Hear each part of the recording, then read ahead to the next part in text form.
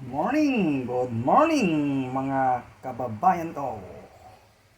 Nagluluto tayo ng ginisang ampalaya. Ayan. Lagyan na natin ng konting karne at itlog.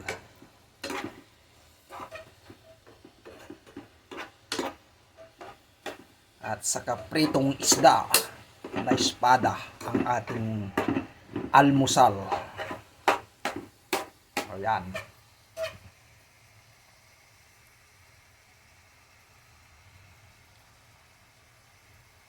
Shout out po sa inyong lahat at sa lahat ng subscriber ko. Huwag po kayong magsawa na manonood ng aking reels at mga video.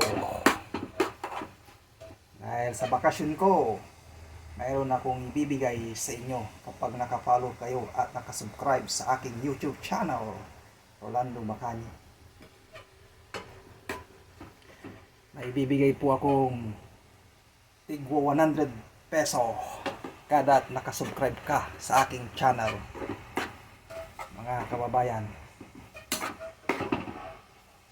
Ayan ang ating ampalaya with egg. Thank you for watching. Bye bye.